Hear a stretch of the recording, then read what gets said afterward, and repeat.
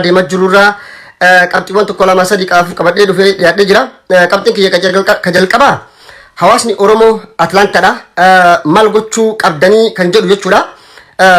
Namicha keessattuu shuguxii yookaan rasaasa qabatee deemu kan Oromoo irratti dhaadannoo garaagaraa godhu ragaaleen viidiyoowwan garaagaraa waan jiraniif jecha tuffii inni fi ilmaan Habashaa ilmaan addunyaarra jiran ilmaan Oromootiif qaban akka isaaniif barumsa ta'utti akka gartee lammuu dhaadannoo garaagaraa biyyarra hanga biyya alatti gartee neetworkii ijaarratanii maqaa Oromoo xureessuu Oromoo sodaachisuu onnee keessa cabsuudhaaf warra yaalaa jiranii fi warra jibbiinsa Oromummaa fi Oromiyaadhaa qaban kan biyya alaa keessatti argaman kan shira garaagaraa yaadanii hayyoottan keenya irratti dhaadannoowwan yaalii ajjeecha hanga ga'utti gochaa jiran biyya dimokiraasii keessatti ragaan qabatamaa viidiyooleen garaagaraa waan jiraniif maal gochuu qabdan ka jedhu isarraa xiqqoo nu dubbanna jechuudha.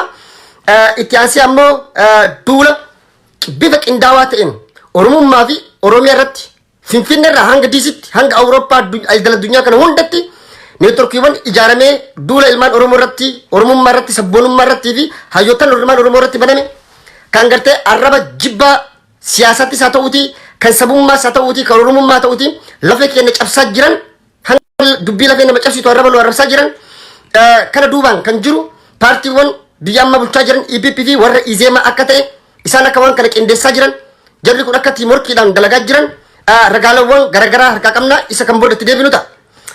Qabxiin kiyya kirtaan amboo Awurooppaadha qeerroon Oromoo biyya Jarman jirtu kan jedhuu fi qeerroon fi qarreen dargaggoonni Oromoodha filannoo gaddeemu kana filannoo bara 2020 godhamu irratti hagam takka of qopheessitanii jirtan kanaaf qophiidha. Kanaafuu maal godhuu qabna kan jedhu irratti kan mari'annu ta'a jechuudha. Gabaabumatti hawaasni Oromoo Atlaantaadha. Hawaasni Oromoo Atlaantaa bakka jirtanii walitti dhuftanii waliin mari'achuudhaan namicha Mokonnin Kabbadaa jedhamu kan shuguxii qabatee Oromoo ajjeesuudhaaf, Oromoo reebuudhaaf, Oromoo sodaachisuudhaaf, onnee nama keessa cabsuudhaan seera biyyattii saniitiin ala kan ta'e lootarii hagana gahu kan isiniif bahe lootariin kun kan bahe isiniif qofaa miti Oromummaa fi Oromiyaa hundaaf kan shuguxii qabatee baroota dhufaan darbaa hunda Oromootti dhaadatu namicha kana likkii galchuudhaan ilmaan Oromoo sabbootota ilmaan Oromoo biyya alaa jiru kana mataa akka nu ol qabdan yaamicha isiniif dabarsina.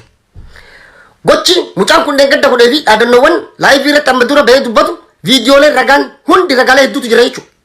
Kanaaf poolisni mucaa kana qabe galmee itti banee jira. Galmeen isaa kun odoon cufamne lootarii bahee kana itti fayyadamuudhaan namni kun Jawaar Mohaammed ta'ee jedhee ajjeesuudhaaf shuguxii qabatee achi dhufuu isaatiin poolisii ragaa qabatamaa waan qabuuf dhaadannoo inni dhaadate jechoota inni fayyadame san hunda mana poolisaa duratti mana murtii geessitanii tiraansilee godhame hiikame namni kun jibbaa namaa qabuu fi duula ilmaan Oromoo irra gochaa jiru duguggaa sanyii yoo ka danda'amu taate silaa galma san seenee ummata lubbuu namoota hedduu galaafachuu mala ka jedhu ragaawwan garaagaraa irra guurattanii namni 4 namni 5 ni geettan jechuudha. Xabaqaa qabattanii nama mana murtiitti dhiyeessuu qabdanii jechuudha. Dirqama namni kun mana murtiitti dhiyaachuu qaba jechuudha. Ilmaan naftanyaa biyya keessaa fi biyya alatti qindaa'anii ilmaan Oromoo hayyoottan Oromoo maqaa xureessuu arrabsuu Oromoo xiqqeessuudhaaf yaalu isaaniitiif jecha ammas yoo ka waan kana hin dhaabne taate waan guyyaa kaleessaa ta'e agartanii jirtan ammas borusitti fufaa jechuudha bakka hundatti. Kanaaf Oromoon sodaartuudha waa takka hin fidduu jedhee mucaan kun ammallee irra deddeebi'ee dhaadannoo garaagaraa agarsiisaa jira. Kanaaf Oromoon akka sodaattuu hin taane Oromoon akka seera kabaju Oromoon karaa nagaatiin akka qabsaaju akka dhugaa haqa qabu itti garsiiftanii namicha Mokonnin Kabbada jedhamu kana poolisatti osoo galmeen isaa cufamne poolisa Atlaantaa bira dhayxanii galmee himannaa itti banuu qabdanii jechuudha. Kana kan jechuu danda'eef maaliif nuti fakkeenyaaf qeerroon Oromoo biyya Jarman yeroo Ermiyaas Laggasaa biyya kana dhufe isa wajjin kokkee wal qabuudhaaf deemne ture biyya kanatti. Yeroo isa wajjin kokkee wal qabuudhaaf deemnetti nu ka waan takka hin balleessin kana man arrabsin kana man tumin karaa isaa namatti qabatee hin deemin himannaa biyya Jarmanitti nutti bananii jiran ilmaan naafxanyaadha. Biyya Jarmanitti poolisatti nu himanii xabaqaa qabatanii abukaatoo jechuudha mana murtiitti himannaan nurra banamee jira.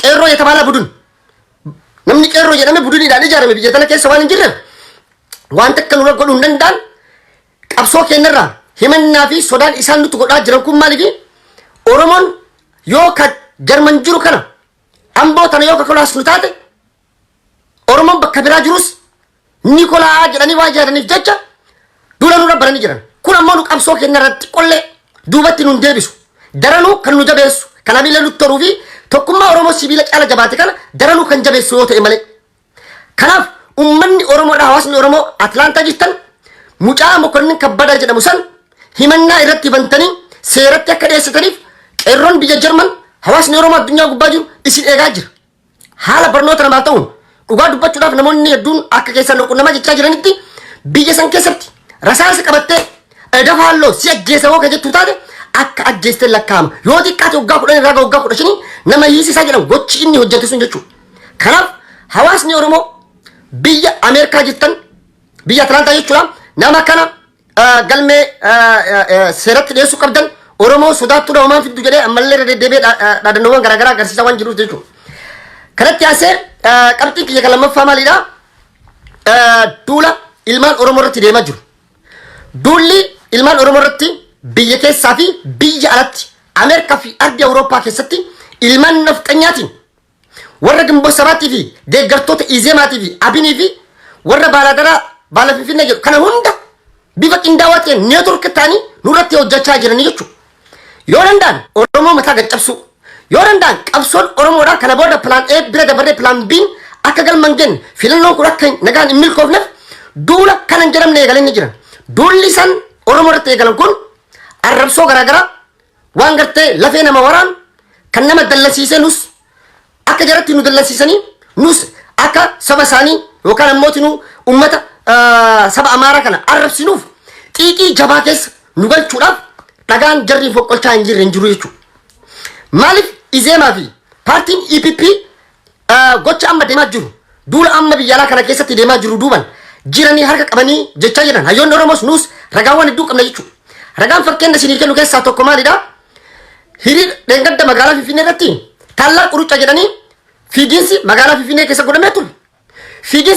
Fiigicha magaalaa Finfinnee keessa godhame san irratti warroota gartee dargaggoowwan magaalaa Finfinneedha namni harkaa qabu warra Qenijjit Biraanuu Naggaafa warra amma Izeemaa jedhee maqaa baafateetu jara tana harkaa qaba.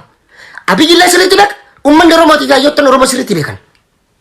Namni kun nama gartee warroota abbootii qabeenya dureeyyiiwwan Habashaa walitti qabuudhaan mallaqa guuruudhaan mallaqa sassaabuudhaan deeggartoota kubbaa Goorgisii Bunnaa maali jedhanii hanga sadarkaa istaadiyoomitti jirutti dargaggoota kana macheessuudhaan mirqaansuudhaan mallaqa fandirees godhanii jibbaa uummata Oromootii fi hayyoottan Oromootii fi Oromummaa fi Oromiyaadhaaf qaban akka bakka hundatti calaqqisan caasaa isaanii hanga biyya Awurooppaatii fi biyya Ameerikaatti diriirfatanii waan isaan gochaa jiran kana jedhee isinitti himuu hin danda'u ragaawwan hedduu argaatti waan jirtaniif jechuudha. Kanaaf Biraanuu Naggaa immoo nama biyya jeequudhaan rakkoowwan garaagaraa uumuudhaan dargaggoo magaalaa Finfinnee harkaa qabu hardhas borus ni beeyna akka isa ta'e jechuudha. Kanaaf ragaan tokko maali? Dargaggoota magaalaa Finfinneedha gurmeessee qindeessee rasaasatti kennanii mallaqaan bitanii saba Gaamoo ka Oromoo keessa qubatu kan Burraayyuu qubatu mana irra gubanii ajjeesanii magaalaa Finfinnee irraa warri hidhate dhufee Finfinnee deebi'e. Rakkoo kana kan uume uummata Oromoo fi qeerroo jedhanii propaganda miidiyaa isaaniitiin dalagaa turan hundi keessanii beektan. Duriyyee magaalaa Finfinnee keessa gayyaasanii hijiratan dargaggoonni Finfinnee qabamanii xollaa itti leenjii fudhachaa akka turan. Miidiyaan isaanii hayyoottan isaanii warri isaan hayyoottan jedhanii hundi iyyaansa isaan iyyaa bahan samii fi dachii isaan garagalchaa turan Taammaan Bayyana Teedii Afrootii fi warroonni isaanii hedduun miidiyaan isaa taata'uutii miidiyaawwan Abbaay ka biyya keessa jiran hundi waan isaan dalagaa turan ni beektan. Gocha kana hunda kan godhe kan qindeesse ka adda durummaadhaan duuba dhaabbatee waan san oofaa ture obbo Biraanuu Naggaa namicha Izeemaa paartii jedhu dhaabe kana. Sirrii beekuu qabda Oromoo. Izeemaan namichi Izeemaa kana ka godhe maaliif? Magaalaan Finfinneedha handhuura biyyattii dhala guddoo teessoo mootummaa Afrikaatii fi bakka bu'oonni jaarmaalee siyaasaa addunyaa jiran ka Afrikaa bakka bu'u waajjira guutuu magaalaa Finfinnee keessa qaba jechuudha. magaalaa Finfinnee keessatti hokkora jeeqamiinsa jabaa fi cimaa uumanii uummanni hiriira yoo kaba'u taate nama 2 3 4 5 illee yoo ajjeesan taate ideology ummata brain wash godhanii waan jijjiiraniif jecha Finfinnee Oromoo sirraa fudhachuu deema. Takkalaan akkana takkala uuman akkana abiyyi kaayoon isaa kaayoo abaa tarkaanfachiisa. Maarra jedhee propaganda addaa uumanii ummata kaasanii biyyi waan girgirii jequmii hamaa keessa seente fakkeessanii mootummaan coomsa akka dhaabbatu ture kaayoon jira. Kaayoon sun garuu tokkummaa fi jabina uummanni Oromootiif abbootiin gadaa Oromoodha. Abbootiin amantaa dargaggoonni Oromoo qabanii fashalaa'uu danda'ee jira. Gochisan akka gochisuun san ta'e abiyyi sirriitti beeka. Waajjiri tika biyyattii sirriitti beeka. Isaanii miti nuyyuu hin beekna jechuudha. Waan buraayyuu dalagan takkala gommaa abiyyi maarree lammaa jedhanii yeroo isaan Finfinnee keessatti hiriira baanii arrabsaa turan waan kana akka jedhi godhanii beeknaa jechuudha. Muuxannoo bara dheeraa waan ammas hamilee uummata Oromoodhaa tuquudhaaf hamilee uummata Oromoo cabsuudhaaf uummata Oromoo mataa qaqqabachiisuudhaaf ammas bifa qindaawaa ta'een magaalaa Finfinnee irraa kaasee hanga Las Vegas hanga DC'tti caasaa isaanii diriirfatanii hiriira ba'anii Oromoo arrabsaa jiran. Arrabni Oromoon arrabsamtu duulli hayyuu keenya obbo Jawaar Mohaammed irratti deemaa jiru kun kan daranuu tokkummaa Oromoo sibiila caala jabaatee jiru kana kan daranuu jabeessu kan daranuu cimsu kan daranuu Oromoon gama hiree mataa ofii murteeffachuutti hanga fotoqutti fi ofiin of bulchutti xiiqii keessa nu galchanii nu oofaa jiranii jechuudha. Malee wanni tokkummaa Oromoo diiganiif tokkolleen hin jiru jechuudha. Fakkeenya fudhadhaa. Har'a uummanni Habashaa ilmaan nafxanyaadhaa Oromoo bira dabaranii anta xambi Tigree maali jedhanii saboota biraa mara tuttuqaa jiran jechuudha. Maaloo hamaa maaloo ciccimaa tuqaa jiranii jechuudha. Har'a Jawaar Mohaammed waan arrabsan waan isa tuqan itti fakkaatee amaan rakkasitti gayyaa'ee kalallabee iyyu. Sareen ni dutti jedalli ni dutti gaalli ammoo imala sardhaabu jechuudha. Ni deema jechuudha. Nuti kan qabsoof nu fayyootan keenya kan mataan walitti qabanii tarsiimoo nu kaa'aniif dhugaa waan qabnuuf haqa waan qabnuuf yeroon kana jedhu duulli Jawaar Mohaammed irratti Habashaan oofaa jirtu daranuu Jawaar Mohaammed sadarkaa addunyaatti akka inni beekamtii argatu akka inni xiyyeeffannaa argatu mootummaa Ameerikaa biratti isa gochaa jiran. Wanti har'a DC keessatti ta'aa jiru laala. Poolisiin konkolaataa 30 caalu har'a ramadame nama kana eegaa jira jechuudha. Mootummaan Ameerikaa kaayoo warri nafxanyaa deemtuun kana sirriitti beeka. Biyya isaanii keessatti CIA jira, FBI jira, warra biyya jiraati miti Afrikaa fi Awurooppaa addunyaa kana keessa deemanii hojii tikaa yookaan yesilellaa sira warri dalagan hedduutu jira. Kanaaf wanta ta'aa jiru hunda poolisiin FBI TV CIA Ameerikaa takkaan quba qabdi beeka. Takkaan quba qabdi. Sila kana ta'eef eddummaan Jawaar daranuu jabaachaa jira, daranuu cimaa jira, daranuu nus Oromoo nu jabeessaa jiran wanni Oro Amaaraa jedhamu akka kijiba ta'e akka lammata deebinee nuti isaa wajjin walitti hin firoomneef karaa saaqaa jiran, karaa nuuf tolchaa jiran, karaa qoree nu jalaa kaasaa jiran. Kanaafuu Oromoon akka isaanitti hin dammaramne lala akka Oromoon isaanitti hin bayne tooftaa cimaa waan bareedaa tokko nu gochaa jiran. Kun wanni ammoo isaan ijanii wanti isaan wacanii ijanii Oromoo irratti fidan tokkollee hin jiru. Jawaar poolisii bira dhaabatanii lala. Jawaar teeroristi no. Jawaar ashabbaarii no jedhan. Akkuma Jawaar jedhe afaan Ingiliffaa nama waggaa 30 biyya san keessa taa'ee warra Ingiliffa hin beekne Jawaar ISIS no. Jawaar ISIS no ashabbaarii no jedhan. Kun ammoo Jawaariin daranuu poolisii biratti beekamtii kennisiise jechuudha. Maaliif jarri nama teeroristi faranjiin dhugaa isinitti himamin biyya Awurooppaa tunguutuuf biyya faranjiin nama tokko lafaa kaatee akka fite balaaleffachuun mirga qabda. Garuu yeroo nama balaaleffattu kana ragaa qabatama yoo qabaatte malee namni tokko kasirraa bitatu hin jiru, namni tokko kasii gurguratu hin jiru. Tooftaan jarri deemanii tarsiimoon jarri deemanii kun waggaa 27 wayyaanee bakka arganitti bakka hoteela jarri qabatanitti bakka hedduu dhaqanii itti ijaa turan. Yeroo itti ijaan kana ammoo nama tokko ilaa baasuu hin dandeenye qabsoo jaraa duratti tarkaanfachiisuu hin dandeenye jechuudha. Qabsoon jarri gootu qabsoon jaraa aadaan jaraa kan itti guddatan arrabsoo waan ta'eef arrabsoon isaanii sun ammoo nullee xiqqoo nutti dhagahamuun qabu. Daranuu kan nu jabeessu, daranuu kan nu cimsu, daranuu qabsoo Oromoo, qabsoo bilisummaa Oromoodha. Kan ariifachiisu, kan saffisiisu akka ta'e itti agarsiisuu qabna. Itti himuu qabna. Kana gochuudhaaf ammoo Oromoon biyya keessaa fi biyya alaa jirru neetwork taane tokkummaa keenya daranuu jabeeffanne. Abbaan fedhe EPP jedhee wasitti cafallaqe, walitti cafallaqee kasi oofuu danda'uu miti. Oromoon kana booda of ta'uu qaba. Of danda'uu qaba. Of ta'uudhaaf ammoo hirkattummaa jaarmaa siyaadaan jedhee Amaara si dammaru jala bahu. Hirkattummaa yookaan abdii nama tokkorra kaa'u hoggansa tokkorra. Hoggansa tokko jechuun ibaluun na tarkaanfachiisa na ceesisa ibaluutu mirga abbaa biyyummaa kiyya naa deebisa jettee warra nafxanyaa jala deemu kan nafxanyaa gammachiisu kan gartee ilmaan sirna miniliksan sirna Hayila Sillaasisan sirna feudalizimii sirna deebisuuf deemu miiraab Itoophiyaa misraaq Itoophiyaa jedhee kasii bulchuuf deemu ka gartee sirna Hayila Sillaasitii fi minilik sirratti leellisu Itoophiyaa people party jedhee si cafallaqee siin deemu kan naannoo Oromummaa fi jecha hojjetu balleessuuf deemu kan gartee afaan aadaa seenaa kee balleessuuf deemu kan atiin afaan Oromoo dhiiftee afaan nafxanyaa afaan minilikiin akka ati afaan hiikkatu si gochuuf deemu kana jalaa gaafa hafte Oromoo of dandeette mirga kee kabachiisuu dandeette jechuudha. Tokkummaa qabnu baay'ina qabnu kanaan yoo katti fayyadamnu taate abbaa barbaade jilbiinsachiisuu akka dandeenyu isaanis sirriitti beekan jechuudha. Dulli Izeemaa fi EPP'n eegalan hanga sadarkaa mootummaatti laala.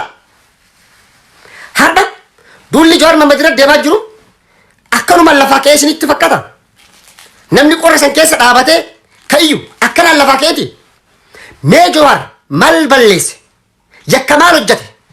Waan Oromoof dubbateefi waan Oromoof dhaabbateef yoo kataatu taati malee badiin Jawaar dalage kana jedhaatii natti himaa.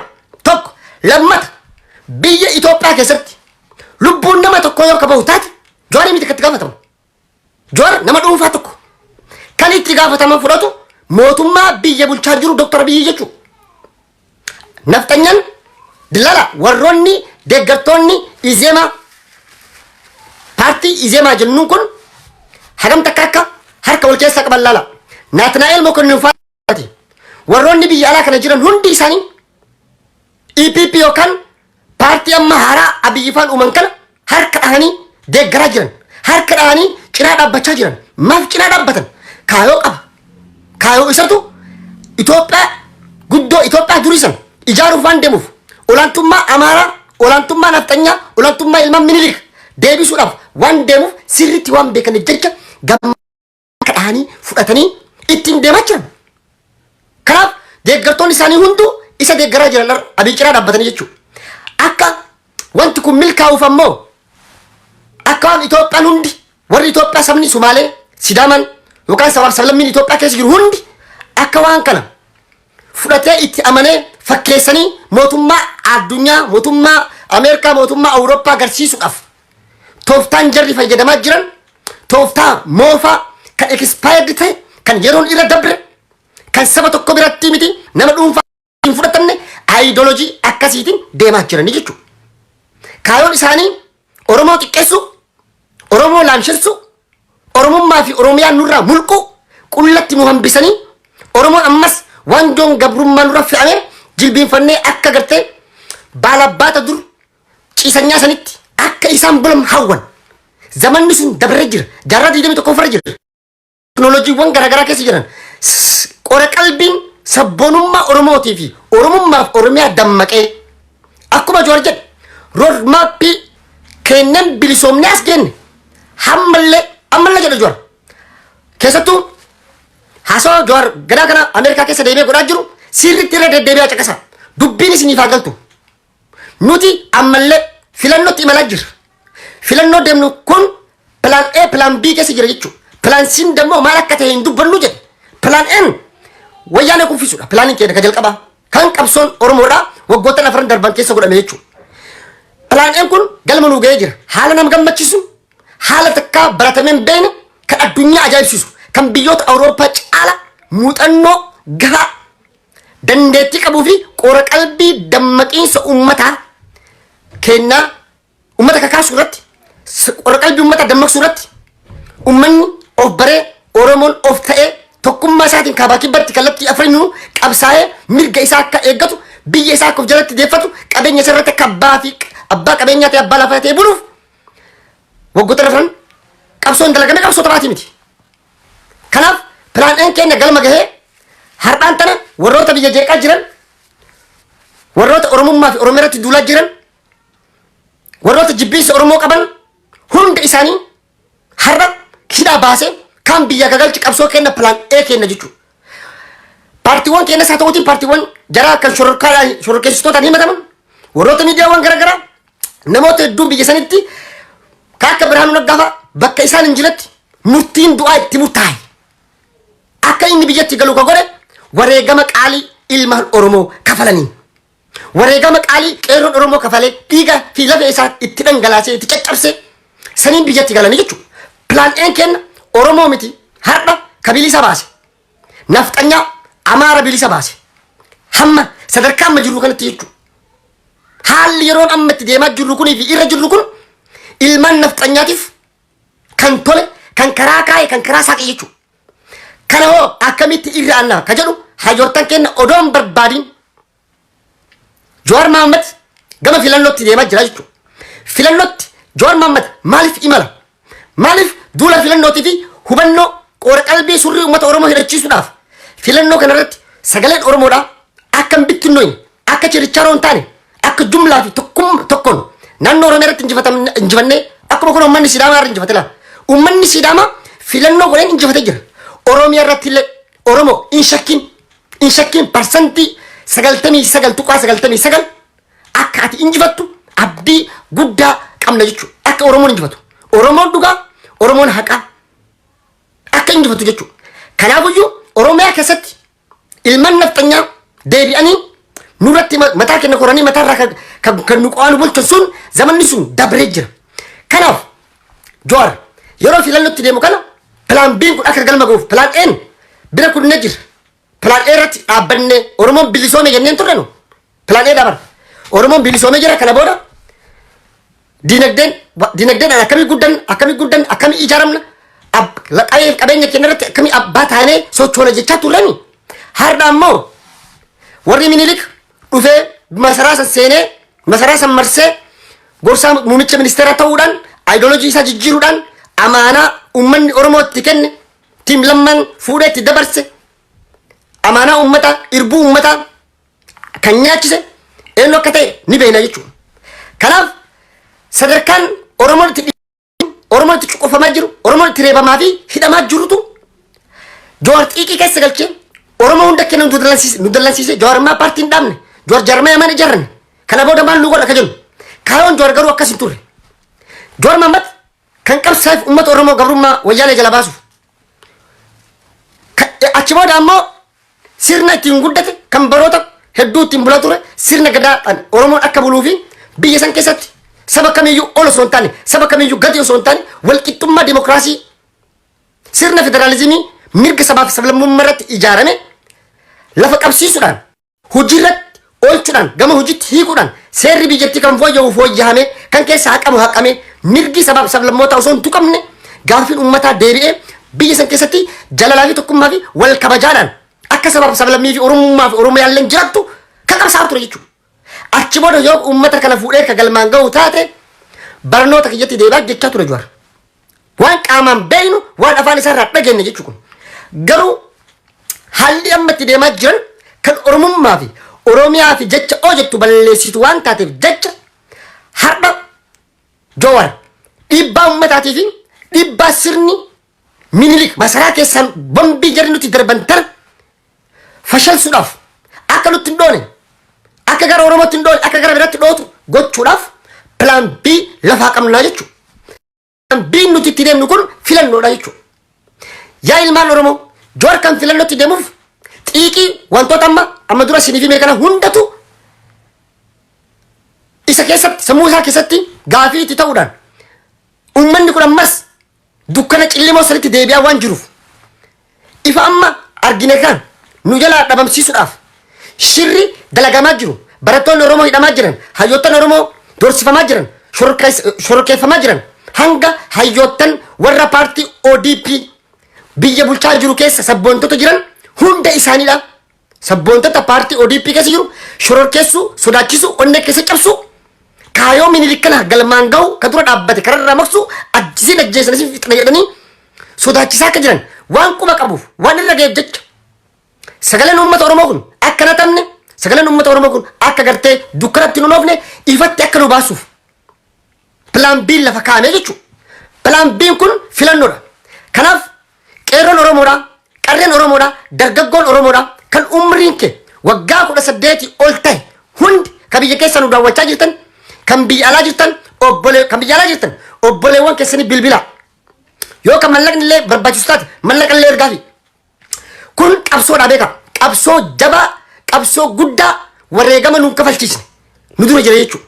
Qabsoo goonu kanaan sagalee kenna kennannee mirga abbaa biyyummaa kenna eegsifachuu abqee fi qabeenya kenna irratti abbaa lafaa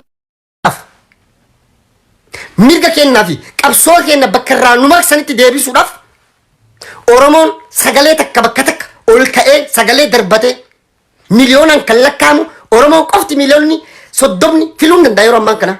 Namni waa tokko isin dhaama malee dhagaa. Namni hangaarraa abbootiin keenya dhugaa dubbachuudhaaf warroonni xiqqoo umriidhaan nu dura jiran isaantu filannoo filaa ture. Akkoo fa'a, akaakayyuu fa'a, abbootii kennaa walii kennatu filannoo filaa ture. Filannoowwan amma dura darban dargaggoonni irratti hirmaachaa turre aadaan godhanne nu. Amma Oromoon qabsoon keenya kallattii hundaan karaa nu goonu hunda bifa qindaawaa fi tarsiimaa waan ta'eef jecha filannoo dhufu kanarratti Oromoon dorgomee sagalee isaa sagalee wayyabaan Oromummaa fi Oromiyaan akka baduu hin dandeenye Oromoof Oromiyaan akka dhabamuu hin dandeenye Oromoof Oromiyaan ilal umri fil zamaan fil aakiraa hanga guyyaatti yoomul qiyaamatti Oromoon akka nafxanyaa jalatti hin bulle olaantummaan nafxanyaa Oromiyaa keessatti akka leellifamne kan itti agarsiisu jechuudha. Filannoon as deemu kun filannoo akka qoosatti ilaalamuu qabu miti. Kanaaf dargaggoon Oromoodha, qeerroon Oromoodha, qarreen Oromoodha kan biyya keessa jirtu kan waggaan kee 18 ol ta'e dafaatii filannoodhaaf of qopheessaa waraqaa eenyummaa hundi keessan takka takkaan guurrachuu danda'u qabdan. Yoo akkasiin dhooggatan taate isin lammii biyya saniiti dirqama waraqaa isinii kennuu qaban yoo akkasiin dhooggatan taate gabaasa nuu dabarsaa. Gabaasa nuu dabarsaa maanoo isaan tuksiisne jechuudha. Maanoo akkaataa itti tuksiisantu jira. Maanoo isaan tuksiisne warroota achitti isinitti taphatan san jechuudha. Feebarii hin jirre irratti dalaynaa jechuudha. Irratti hojjenna. Kanaaf filannoodhaaf of qopheessuun guyyaa filannoo san qofaa miti. Galmeetu jira. Filannoodhaaf galmeen nama eeggata. Tarree galtanii tokkummaadhaan akkuma baane amma karaa cufuun nu barbaachisu yeroo ammaan kana karaa cufuun hiriirri nu barbaachisu. Ji'a jaatu nu hafe ji'a jaan kana ammoo filannoodhaaf of qopheessuu qora qalbii kenna dammaqsuu haadha kee gorsi haati ta'e yoo ta'u pidoo kan ammoo abiyyiif sagalee darbitu taate lammaaf sagalee darbitu taate akka isaan sagalee hin darbine abbaa keessanitti hima hawwata keessanitti hima sheekotitti hima qeesitti hima abbootii gadatti hima warroonni nu dura hubannoo waan hin qabneef durillee wayyaa nama darbaa turanii mire parsantii dhibbaa haa ta'u abbaa fedhaa waan fedhaa godhuti. Kanaaf dargaggoonni kenna wanni obboleeyyaa keessatti dhabdaniif yuunivarsiitiiwwan garaagaraa keessatti dararamaa argaa jirtaniif hadhas qabsaa'onni Oromoodhaa kaakoo Abdiisaa fa'a argaa jirtan warra isaaniif dhaabbate hunda adda reebichi hidhaan sodaachisuun onnee keessa cabsuun qora qalbii saayikooloojii isaanii tuquun hamilee isaanii tuquun akkuma itti fufee jira jechuudha. Kana dhaabsisuudhaaf uummanni Oromoodhaa filannoo dhufu kanatti itti fayyadamuu danda'uudha qabna. Dargaggoonni haayaskuulii piriiparaatorii barattan yuunivarsiitii barattan kan daldala irra babbaatee jirtu kan guyyaa kullee daratu liistiroolee mantan kan konkolaataa ooftu xiqqaa guddaan Oromoo hundi kee maaliif namni Itoophiyaa keessaa sabni akka uummata Oromoodhaa dammaqiinsa qabu numa hin jiru abadan. Naannoo Amaaraa deemtanii ilaaltan hin jiru dammaqiinsa kana dargaggoota isaanii bira hattoota magaalaa taati malee durriyyee fi hattoota magaalaa kan gartee qamadii namaa zaraftu kan gartee konkolaataa gara Tigraay deemu uggurtu kan rahattu kan meeshaa buustee nyaattu kan re'ee qalattuu taate malee baadiyyaan isaanii guutuun baadiyyaan addunyaa kanarra uummanni mahayyiin sammuu hin qabne uummanni qulqullina hin qabne katiraakomaan fiixaa ajjeese aljaziiraadhaan agartanii jirtan uummata addunyaa jirtu tanarraa duubatti hafan macarrashaa uummata saba Amaaraati.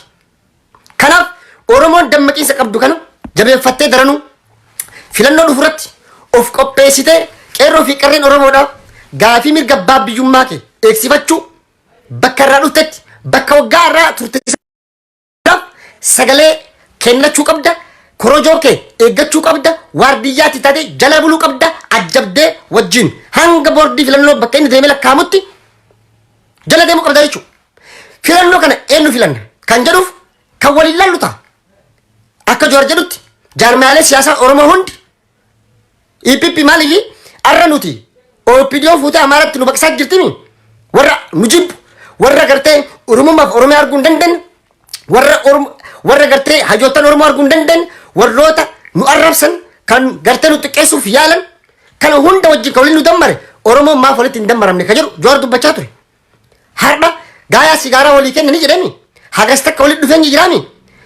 Kanaafuu waldhabbiin dur biyya keessa turte sun akkuma jirutti kan biyya alaa waldhabbiin garagaraa ture jira. Har'a san hambisanii xiiqiin ummata Habashaa ummata nafxanyaa Oromoo tokkoomsaa jira. Jaarmoota siyaasaa Oromoodhaa gaaddisa tokko jala waliin qabaa jira. Kanaafuu wanni gaaddisni kun godhu maalidha? Jaarmoota siyaasaa Oromoo kaafoo ODF ABO akkasumas paartii Oromiyaa paartii kakamaal galchuu hogganamu hundi isa sagaleen darbamu sagalee caayaa kana jala walgeetti jechuudha. OPDO as keessaa maal akka godhuuf deeman hin beekan. Yoo ka danda'amu taate ODP illee keessa ka jiraatu taate ODP sagalee yoo kanaatiin taate sabboontonni achi keessa jiran sagalee san fayyadamanii jaarmiyaa kana jalatti caayaa kana jalatti wal gahanii Oromoon parsantii 99 jechuudha. Federaalizimii sabab katti amanu kan dhugomsu kan kaayoo ilman nafxanyaatii fi kaayoo muummichi ministeeraa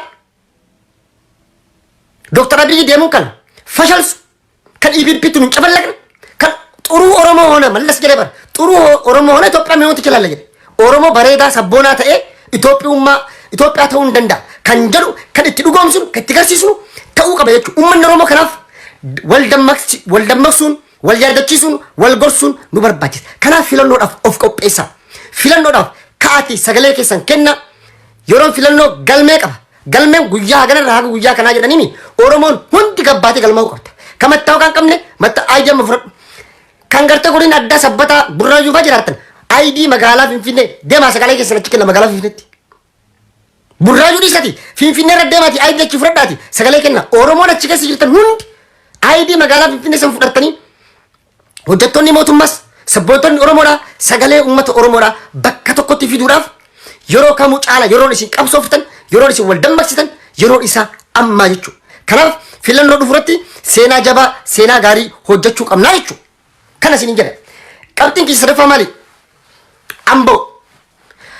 Amboon Awurooppaadhaa biyya Jarman akka taate hundi keessan ni beektanii alagaanis diinnis firri kennas sirriitti beeka jechuudha. Kanaaf qeerroon Jarman simannaa hayyuu kenna abbaa qabsoo abbaa waardiyyaa qabsoo bilisummaa uummata Oromoodhaa hayyuu kenna abbaa tarsiimoo abbaa injifannoo yeroo hunda kan ta'e Jawaar Mohammad gaafa guyyaa 30 ji'a kana Oktoobar 30 Noovembar 30 jechuudha sorry gaafa Noovembar 30 magaalaa Nuurambarg irratti isa simachuudhaaf qophii kenna xumurree jira. Wanta guyyaa kaleessaa Denveritti ta'e akka inni hin taane dubbachaa turre barreessaa turre nama nu dhaga'uu dhabame malee kana yeroo jennu maaliif koreen qophii sagantaa Jawaar Mohammad qindeessitan bakka kamittuu Awurooppaa fi bakka hundatti haa ta'uti tooftaa fayyadamuu danda'uu qabdan. Yoo maal goone warroota nafxanyaa kana ugguruu dandeenya. Yoo akkam goone irra aanuu dandeenya. Rakkoo akkamtu dhufuu danda'a. Rakkoo dhufuusan akkamitti irra aanu. Eeggomis hayyuu kenna ka Jawaar Mohammad maal ta'uu qaba akkam godhuu qabna yoo maal goone kan jedhu marii bal'aa irra gaggeessuu qabdan ture. Iddoo inni simatamurraa hanga bakka sagantaallee hawwataallee haa ta'uti jiilli goosni qeerroo sabboottonni ilmaan Oromoo dargaggoonni nama kana wajjin deemuu qabdan ture. Ka dabaree jira. Kaafuuf dubbanna jechuudha. Kaafuuf ammoo qophii sanirraa barnoota fudhachuudhaan qophii qopheessitan hundarratti of eeggannoon iftoominaan abshaalummaadhaan akka ilmaan nafxanyaa kana irraantan akka mataa qabdanitti wal mari'attanii gabba'uu qabdan. Hawaasni Oromoo Norway jirtan, ilmaan Oromoo qeerroo jajjaboon London Ingiliz jirtan, kan Jarman jirtan jechuudha. Kanaaf qeerroon Oromoo biyya Jarman xiqqaa guddaan hawaasni Oromoo communityleen garagaraa jaarmaaleen hawaasa garagaraa ka jirtan afooshaaleen hundi keessan xiiqiin dammarra mi'oofti. Kanaafuu gochi habashaan itti jirtu hayyuu kenna arrabsuu xiqqeessu yaaluun jaraa kun kan nu beeksu daranuu beekamtii nu kennu kan nu jabeessu akka ta'u hundi keessan ni beektan jechuudha. Kanaaf qeerroon biyya Jarmaniitii fi hawaasni Oromoo biyya Jarman gaafa guyyaa 30 tokkichi keessan tokkoon keessan ilmaan keessatti xiqqoo guurratanii magaalaa garra jechuudha. Magaalaa Nuuramberg irratti wal garraa jechuudha. Nuti ammoo tooftaa fi tarsiimoo bareedaa kaa'annee jirra. Tooftaa fi tarsiimoon nu kaa'anne yookaan mariin nu gaggeessaa turre akkamitti abshaalummaadhaan uummata kana irraa akka jiru marii bal'aa gaggeessinee jira. Ammas wal barachuudhaaf guyyaa qabannee jira jechuudha. Ilmaan nafxanyaa akkamitti akka irra aanan warroota keessattuu Norweefaan yookaan luboota taatan isin garsiifna jechuudha. Goolabbiin sagantaa simannaa Jawaar Mohaammed biyya Jarman irra godhamu kan addunyaa hunda ajaa'ibsiise ta'uu qaba. Kan Oromoo hunda gammachiisee nafxanyaa mataa qaqqabu ta'uu qaba. Kana gochuudhaaf Oromoon tokko manatti hafuun qabdu. Oromoon tokko bakka hunda xiqqaa guddaan hundi keessan guyyaa san dalagaan hin jiru barnoonni hin jiru. Shamarran keenya hundi keessan achi dhufuu qabdan. Kanaafiyyuu nuti magaalaa Nuumberg irra wal garra. Magaalaa Nuumberg Minisootaa biyya Jarman. Magaalaa Amboo Awurooppaa waan taateef jecha sagantaa kana achi qopheessina jechuudha. Sagantaa qophaa'e kana irratti nuti hayyuu keenya mataa ol qabnee ardii tana sochoofnee samii fi dachee wal gara gaggalchinee akka dandeenyu taate taarika isin garsiifne jechuudha. Maal goone yoo maal goone ka jedhu ammoo kan waliin laallu ta'a. Kan guyyaa san waliin laallu ta'a. Ilmaan nafxanyaa akkamitti irra aanna ka jedhu tooftaawwan nu kaa'anne tarsiimoon nu kaa'anne kan guyyaa san waliin ta'a jechuudha. Kanaaf ilmaan Oromoo biyya idil addunyaa irratti argamtan hundi keessan qophii Jawaar kana irratti tokkichi keessan akka nafde jechuudha. Akkuma lola Badrii jedhamee kun har'a diisitti qophii qophaa'uuf hawaasni Oromoo kutaalee hunda keessa kutaalee biyya Ameerikaa hunda keessa bahee wal ga'uutti jiru kanatti nutis ilmaan Oromoo Awurooppaa jiru warri Hoolaand tokko hafuun qabdan warri Hoolaandii jirtan kan nu daawwachaa jirtan Jarman irra wal garra. Ilmaan Oromoo Faransaa jirtan Jarman irra wal arguu qabna. Kan Itaalii jirtu Jarmanii wal arguu qabna. Kan Deenmaark jirtu Norwee yookaan Suudinii qophaa'u ta'e achiin Osloo yookaan Stookholmitti wal arguu qabdan. Bakka Awurooppaa jiru kun hunda keessatti hajicha keenya cinaa dhaabbanne mataa ol qabuu qabna. Kaayoon Oromoo daranuu tokkummaa Oromoo kan jabeessu kan nu cimsu kan gartee mootummaa kana wajjin xiiqii keessa nu galchu kan injifannoo fi mirga abbaa biyyummaa kennaa fi gaafii uummata Oromoo ariifachiisu ta'uu isaa irra deddeebine jabeessine gadi qabne itti garsiisuu danda'uu qabna jechuudha. Kanaaf hawaasni Oromoo Hoolaand akka duraan namoota hedduu dhufaa jirtan sabboontota jechuun warroota quunnamaa jirantu jira. Baay'ee tokko onnee qabdan habilee qabdan kanaafuu xiiqiin dammarra mi'oofte akka jedhamu xiqqaa guddaan hawaasni Oromoo hundi isa akka manatti nafne biyya Jarman irratti taarika dalaguuf deemna jechuudha. Ni argitu bara 2017 sagantaa OMN qophaa'e jechuudha. Sagantaa OMN qophaa'e irratti nufi South Africaatu ardii kana sochoose. Oromoo onnee akkasii qabutu biyya kana jira. Oromoo qeerroo onnee qabdu biyya kana jira. Kan dantaa waraqaa biyya kanaatii fi waa takka irraa hin qabne jechuudha. Yeroon kana jedhu maaliif isin hin jedhe beektanii? Oromoo walitti dabarsa. Ilmaan nafxanyaa, ilmaan Minilik safaariin Awurooppaa keessa jirtu. Parsantiin 99 isaanii poolisatti yaama. Warri Landan jirtan Norwee dhagee Habashaatti dhufu nafxanyaatti dhufu itti himi poolisitti waraqaa isaa gabbaasii ilaali jedhiin Eertiraawiinoo nama Itoophiyummaa waakkate keeziin Eertiraadhaa fudhatama waan qabuuf jecha keezii warra Eertiraan kennee waraqaa biyya kana fudhateetu har'a Jawaariin balaleeffachuuf gabbaa har'a Oromoo balaleeffachuuf gabbaa har'a Oromoo arrabsuu fi xiqqeessuudhaaf gabba'uuf qophii jechuudha. Takkan isaanii waan beeynuuf jecha warra achi dhufu san hunda yakka guddaa biyya kanatti yakka guddaa maqaa Itoophiyaatiin achi dhufee Eertiraa ta'ee waraqaan isaa koo irratti argamu yoo taate hanga hidhaa siisusutti gaa biyya kanatti jechuudha. Tokko lammaffaa waraqaan isaan garraa fuudhamu gaa jechuudha. Bakka lama sadiitti yookaan akkas gootutat lammaata gadi hin bahu. Nafxanyaa jechuun maali beektanii? Nama lubbuu isaa qofa jaalatu jireenya isaa jaalatu jechuudha. Kana Oromoon xiqqoolee duubatti nu deebisu jechuudha kanarra. Kanaafuu wannan isin jechuu jiru kun maalidha? Nafxanyaan Jowaar balaaleffachuuf ardii Awurooppaa keessa jirtu hundi isii irra baay'inni parsantiin 99 warra keezii isaanii Itoophiyummaa warqatanii Itoophiyummaa ofirraa mulqanii kaabba Eertiraa uffatanii maqaa Eertiraatiin warra warqaa guurratanii jechuudha. Isaan kana karaatti cufuu qabdan, salphisuu qabdan, poolisii riipoorti gochuu qabdan, amma tana qabaati ilaala jedhanii poolisiin irraa fuudhee yeroo laal Eertiraa warqaan isaa qareedhaa deema jechuudha. Namni sun yoo akkana kagootan taate hundi keessan ilmaan Oromoodhaa kan itti milkooynu ta'a. Kan lammata isaan akka nu dura dhaabbanne isaan godhu tooftaawwan garaa hedduu wal yaadachiisaa, wal hubachiisaa kan dhagahin dhageessisaa. Keessattuu koreen qophii qindeessitan.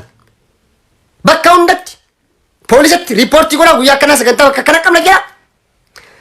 Jarri ammoo yoo dhufan bakka keessan haalatti bakka qopheessitan isintu beeka waan ta'eef jechuudha. Warra isin dhufee isin jeequ jarri tun hattuudha, hattoota, kijibdoota, teeroristii caalu kijibaan jara waraqaa jara irraa fuudhaa laala. Jarri tun waraqaan isaanii Itoophiyaa miti Eertiraadha. Hunda isaanii hin beekne kan danjiru kan Jarman keessa jiran kan Norwee fi Awurooppaa hunda keessa jiran ni beekne ilman naftanyaa. Warra danta nu Oromummaa kenna yoomillee jijjiiru. Abbaan fedhe waraqaa nu kenne, abbaan fedhu nu kennu baate, kologaltummaa kenna nu mirkaneessu baate Oromummaan kenna yoomu Oromoodha. Jijjiiramuu hin dandeettu, hin gurguramtu. Faayidaadhaaf bu'aadhaaf jennee Oromummaa kennan jijjiiru. Kanaaf jecha nuti Oromummaa kenna irratti nu tuulanii yoo jarri dhufan ittima waraqaan jarri harkaa qabdu keeziin isaanii Eertiraan jira jechuudha. Poolisitti riipoortii godha. Poolisiin haa qabee laalu, wata qabee laalu naata Asmaraa maarree jinni jedha jechuudha. Maqaa Itoophiyaatiin achi dhufe uummanni kun uummata kijibaa akka ta'e hanga sadarkaa yookaan akkas goonu taate bakka lamaa sadiitti jechuudha. Dubbiin tun hanga gamtaa Awurooppaatti yookaan immoo hanga sadarkaa federaala mootummaa biyya sanitti deemte namni maqaa Itoophiyaatiin kenne bakka tokko amma Jarmaniin eegaltee jirti. Mootummaan Jarman eegalee jira. Warroota shakkan waraqaa eenyummaa Eertiraatii jechaa ni jiran.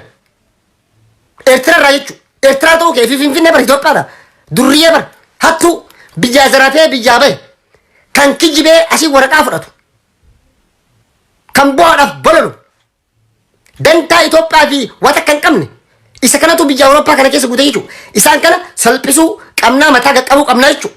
Kana gochuudhaaf koreen qindeessituun dargaggoonni Oromoodhaa tiimiidhaan irratti dalaguu qabdan.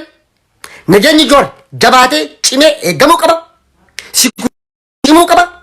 Poolisii biyya sanii wajjin dalaguu qabdan. Jeqomiinsa kan kaan haala dhaabbatanii jiran wata iyyanillee riipoortii itti gochuun kenna dirqama kenna ta'uu qaba jechuutti himuu qabna. Eertiraan kenne keezii hattuudha jarri tun jettanii itti himuu qabdan jechuudha. Qabxii guddoo tan akkana jalaan daganne jechuudha. Qabxiin kiyya kadhumaa afaan Amaariffaatiin dabarsa jechuudha. Wandummochaችን obboleeyyan keenya kasiidama baga gammaddan baga gammanne. Gammachuun keessan gammachuu kenna. Baga Rabbiin guyyaa hiree mataa ofii keessaniif murteeffattan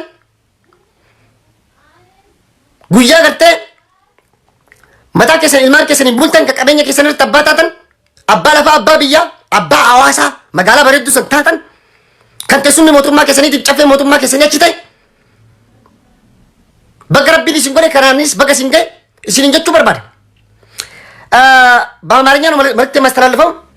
የሲዳማ ወንድሞቻችን እንኳን ለዚህ ለተከበረውና ለታላቁ በድል ከባርነት ስር ወደ ነፃነትን አወጣችሁ ነው የምላችሁ። ይህ ወልድ ቢታይ ነገር አይደለም። ለዘመናት የታገላችሁለትን ትግል ልጆቻችሁን የሰዋችሁበት ደምና አጥንታችሁን የገበራችሁበትና የተሰደባችሁበት የታሰራችሁበት እንደዚሁም ደግሞ ማንነታችሁ የተገፈፈበት ትልቅ ፍሬ ያፈራ የእጀቶ ትግልና የቄሮ ትግል መሆኑን ልንረዳ ይገባናል። ይህን ትግል ደግሞ ይህንን ድል በመጎናጸፋችሁ ላቅ ያለ ደስታ ቄሮም ሆነ የኦሮሞ ማህበረሰብም ሆነ የኩሽ ልጆች በኢትዮጵያ ውስጥ የሚኖሩ የራስን እድል በራስ የመወሰንና ራስን በራስ ለማስተዳደር የሚታገሉ ታጋዮች ሁሉ በእናንተ ዛሬ ሉዓላዊ በመሆናችሁ ሁሉም ኦሮሞም ሁሉም ብሔር ብሔረሰብና ጨቋኝ ሁሉም ለእናንተ ተደስተናል። ደስታችን ነው። እንኳን የራስን እድል በራስ መወሰን ራስን በራስ ማስተዳደርና በንብረታችሁ ላይ በቀያችሁ ላይ በአዋሳ በምታምረው ከተማ የናንተ የመንግስታችሁ የምትወዱት የምትመርጡት በድምጻችሁ መቀመጫ ያደረገላችሁ እንኳን የመሬት ባለቤት የሀገር ባለቤት አላህ አደረጋችሁ ነው ብላችሁ ደስታችን ነው። ይህ ትግል ደግሞ ሁላችሁም እንደምታውቁ ትልቅ መስዋዕትነት ተከፍሎበት የመጣ ስለሆነ ካሁን በኋላም የሚጠብቃችሁ ትግል ደግሞ ሁላችሁም እንደምታውቁ በመቀናጀት በአንድነት በመደማመጥና ትግስት በተሞላበት እንደምታራምዱ ተስፋ እናደርጋለን። ለወደፊትም አገራችሁን ሲዳማነታችሁን አሳልፋችሁ ለሚኒሊክ ሰፋሪ ወይም ደግሞ ለነፍጠኞች እንደማሸጡ እርግጠኛ ነን እንናገራለን። እናንተ ብቻም አይደላችሁ የሶማሌ ክልሎችም የኩሽ ልጆች ከአፋርም ብትሄድ ሁሉም አሁን ይሄ መንግስት እያራመደ ያለውን ነገር ሁላችንም በደንብ ጠንቅቀን እናውቃለን።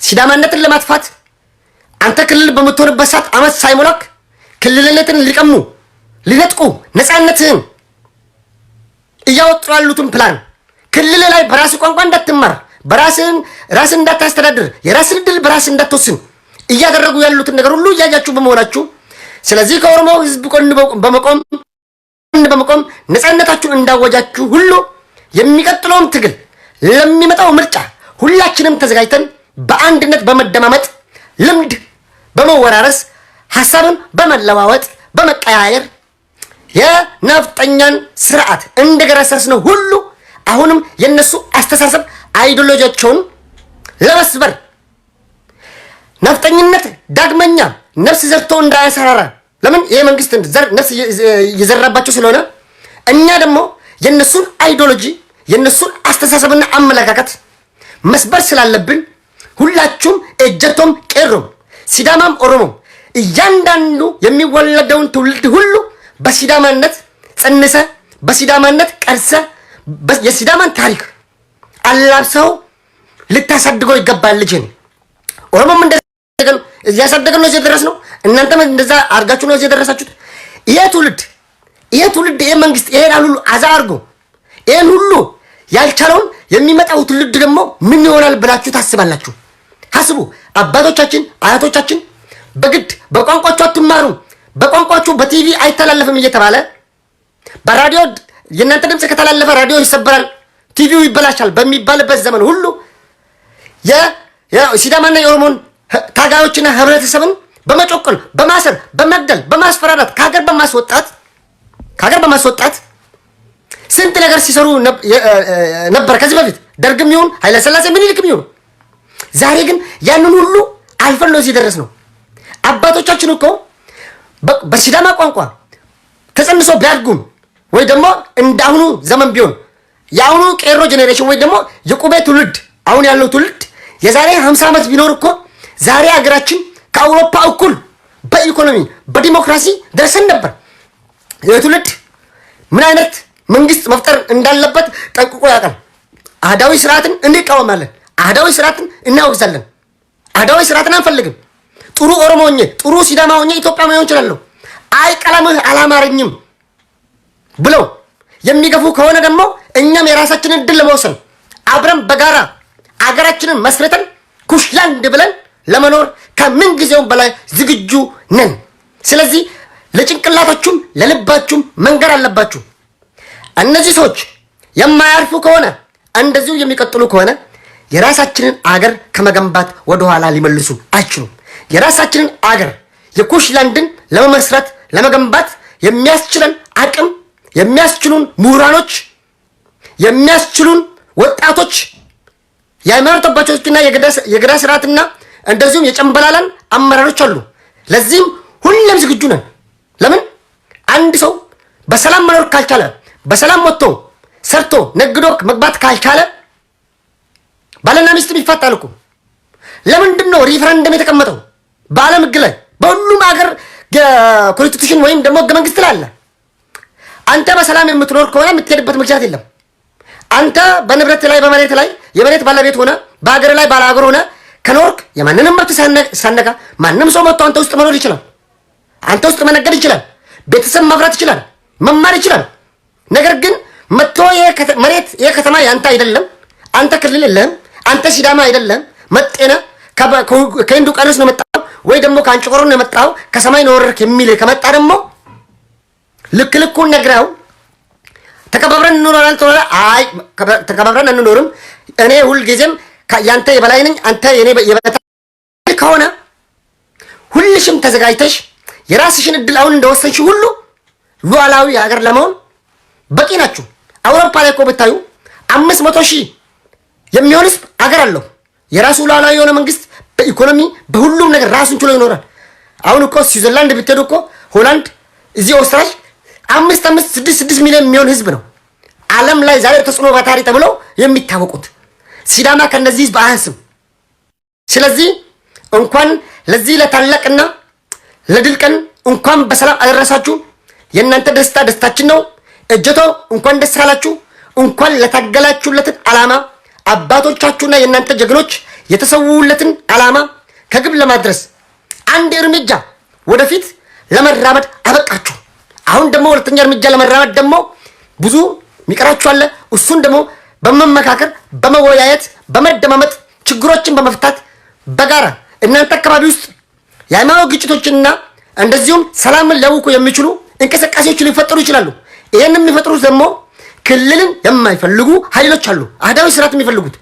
እነዚህ ሰዎች በእናንተ ሰላማዊ ትግል ውስጥ ገብተው ጥላሸት ለመቀባት እናንተ በራሳችሁ ድል ለወሰዳችሁትን ለወደፊቱ ለመንጠቅ ወይም ደግሞ መልሰው አህዳዊ ስርዓትን ለመገንባት የሚታገሉ ሰዎች አሉ።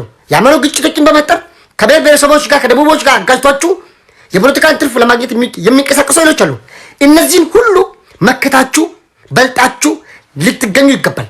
እነዚህን ሁሉ በልጣችሁ ስላችሁ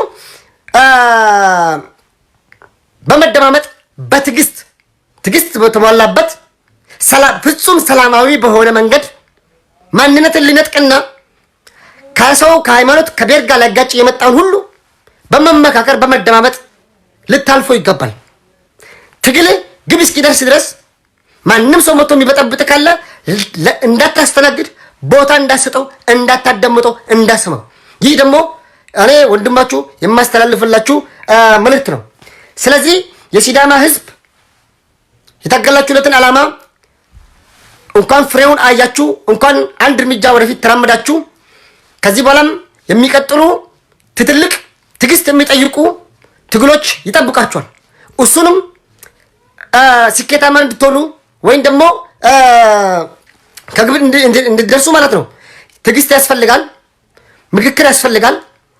ፍጹም ሰላማዊ በሆነ መንገድ ትራመዳላችሁ። ቄሮ ከጎናችሁ ነው። እንወዳችኋለን፣ እናከብራችኋለን። አዋሳ ደግሞ የእናንተ እምብርታችሁ የእናንተ የመንግስታችሁ መቀመጫ ከተማ ነች። ስለዚህ ኦሮሞ ከጎናችሁ ነው። እጀቶ ሲወጅን ጅራ ሲንጀና ኦሮሞን ሲንጃላታ ኦሮሞ ይወዳችኋል፣ ያከብራችኋል። ተዋልደናል፣ በደንብና በጥት ተሳስተናል። የአንድ ልጆች የአንድ አባት የአንድ እናት ልጆች ነን፣ የኩሽ ልጆች ነን። ስለዚህ ሀገራችንን ወደፊቱ ኢትዮጵያ ወዴት እንደምትል አይተን መስቀለኛ መንገድ ላይ ነች። ከሁለቱ አንዱን እንመርጣለና ወይ ኢትዮጵያውያንን አብረን እንኖራለን። አይ ከተባለ ደግሞ ኩሽላንድን ፈጥረን ለመኖር የሚያስቆመን ምንም አይነት ኃይል አይኖርም። ስለዚህ ጭንቅላታችሁ ውስጥ ፕላን ኤ፣ ፕላን ቢ፣ ፕላን ሲ አስቀምጡ። ከኢትዮጵያ መኖር ካልቻለ ከማጋ እንኖራለን። ከማጋ ደግሞ እንዴት ነው የምንኖረው? ስለዚህ ከማጋ ብንኖር ያዋጠናል ምናምን የሚለውን ደግሞ በደንብ ልታስቡበት መክሩበት ይገባል። እጀቶች በጣም እናመሰግናለን። ደስታችሁ ደስታችን ነው። ለዛሬ እኔም ያልኩትን ፕሮግራሜን በዚህ ላይ ቋጫለሁ። እንግዲህ በሌላ ፕሮግራም እስክንገናኝ ድረስ ቸር ሰንብቱ እላችኋለሁ። nagaa keessa na jira dhalmaan Oromoo qaqqaaligaa agara dhaamsisiin dabarsine jira jawwee itti muddira nu bira dhufaa seenaa ajaa'ibaa isin garsiifna isin dhageessifna nagaa keessa nu jiraadha.